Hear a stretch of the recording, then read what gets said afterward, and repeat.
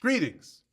I'm Dr. Kevin Jones, and we're talking about the age of accelerated transformation, and we're talking about leadership in the age of accelerated transformation. Today, we're going to use a case example. We're going to go to the world of sports. Many analogies from sports can be applied in business. And when we think about it, sports is a business, even at the college level. So we want to begin to look carefully at what some seminal leaders are doing for lessons for how to navigate this age of accelerated transformation as a leader. Today, we're going to talk about Coach Dawn Staley. She's the women's basketball coach at South Carolina. She has had a long history of success as a player, as a coach at other schools, and yes, now at South Carolina. So what can we learn from Dawn Staley regarding the age of accelerated transformation leadership? Well, let's talk about that.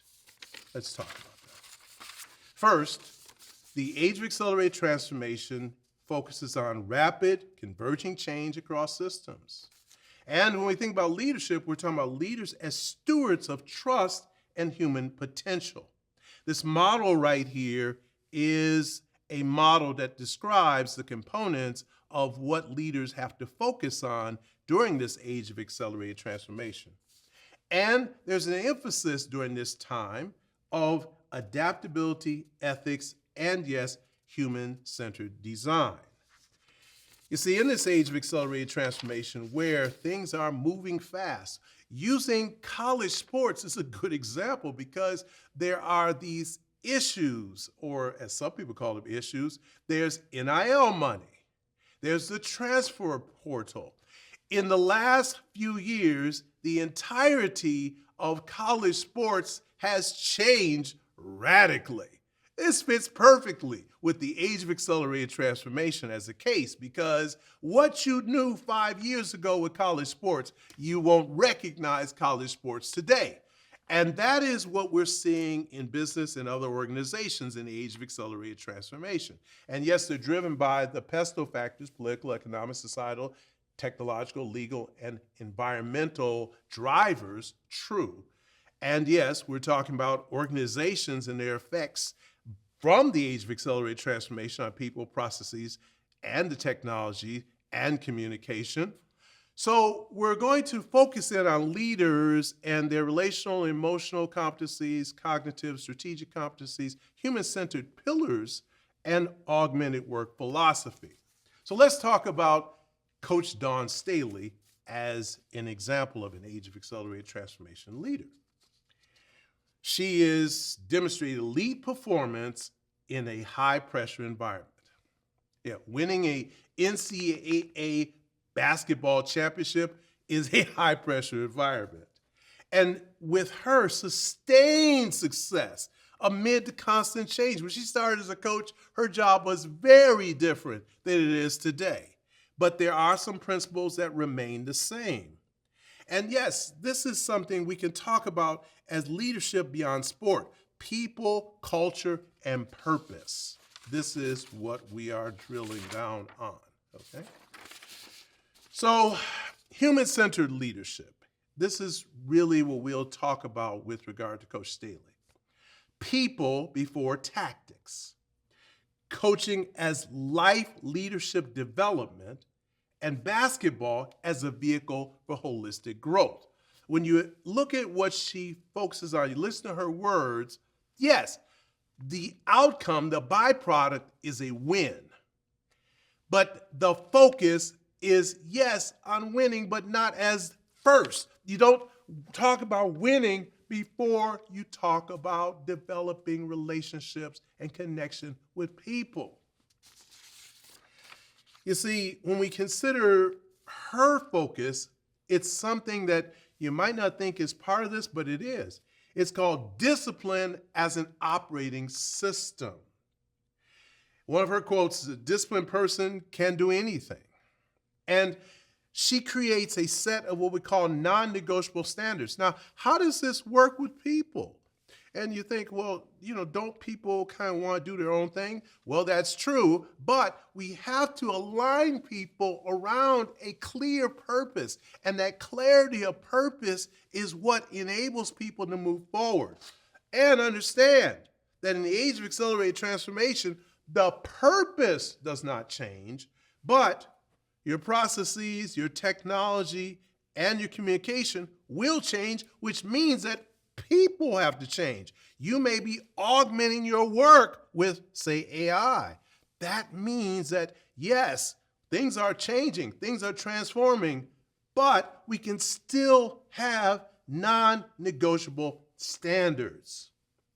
And she also seeks accountability and learning, keyword, learning from mistakes. You see, leaders have to, yes, have a set of accountability standards. An organization has to have accountability standards. You're accountable not just to yourself, you're accountable to your teammate, you're accountable to the organization, you're accountable to the customer, you're accountable to the stakeholder. A lot of accountabilities, not just yourself. Individual focus does not work in organizations. And leaders, oh, by the way, have to model that for their people. So we continue on talking about Coach Staley. She builds trust and psychological safety. This falls under relational and emotional, and yes, cognitive and strategic. You see, a leader has to be worthy of trust. You can't look at your leader and say, well, who are they? How are they know? Well, in the case of Dawn Staley, she's not only been there, done that, she has done it over a sustained period of time. So trusting her is something that attracts people toward her because she has demonstrated continually a trustworthiness. And surprisingly, I had to find this deep in the study of her, is she actually encourages honest feedback. See, some leaders think, well, if I am the leader, I don't need feedback. Wrong. Leaders need to be transparent and, yes, receive feedback from people so they can feel that they are really part of the desired outcome. And something that you also will notice with Coach Staley is a humility. And yes, listens. So players understand that they can approach their coach. Players recognize that their feedback matters. Coaches recognize, the players recognize they are part of the enterprise. It is not just the coach is the queen over the team. The coach is, in a sense, a member of the team. Yes, the leader. Yes, the one that holds people accountable. Yes, the one that creates the culture, but is one of the team. They are doing their job, the coach, and therefore you as a player do your job. And collectively, that leads us to desired outcomes and goals. So she also focuses on something that you'd be surprised unless you study this a little bit, is she focuses on empowerment over control. If you think about most coaches, they position themselves as, I am in control. And yes, ultimately, the responsibility for the outcome is on the coach. However, it's a shared ownership of success because, as the best coaches would tell you, it's the players that play. The coach can do everything possible, but it's the players who have to perform. She understands that, and she joins in. If you watch some of their celebrations, you can see that it is not her. She is saying, look, it is us. It is we. We have succeeded. And also, from time to time, there's been some downsides, and you have to allow struggle as growth. In this age of accelerated transformation, everyone's going to struggle to some extent. As things change, as things transform, as things speed up, everyone's going to struggle a little bit. So that's where the leader has to not blame, not point fingers, not be critical, but to work with to figure out how to solve, to move forward together. And yes, trusting preparation over micromanagement.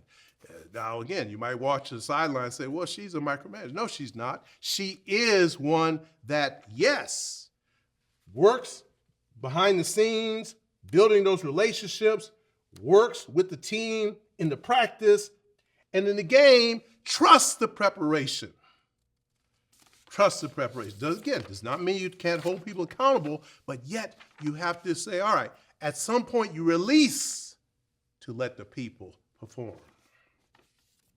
And also something that's characteristic of her, and I think is part of what leaders can demonstrate in terms of how people can learn to trust them and believe in them. As a leader, she demonstrates purpose, advocacy, and inclusion.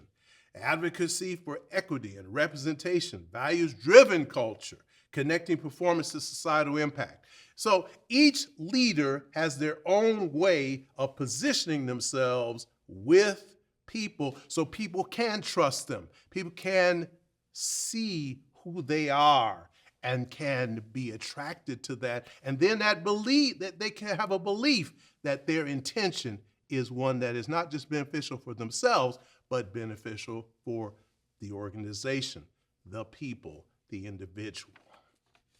And to summarize, when we talk about Coach Staley and we talk about the Age of Accelerated Transformation and leadership necessities, remember this goal, human flourishing. That's the goal.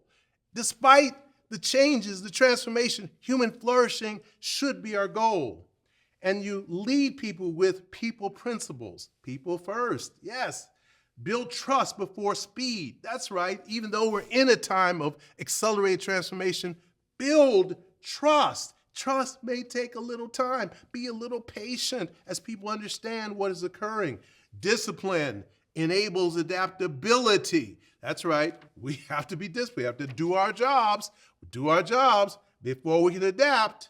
And empowerment fuels resilience. People have to be trusted enough to do their jobs, and then as they learn from mistakes and experiences, that builds resilience. And we all need some resilience as things constantly change in this age of accelerated transformation. Thank you.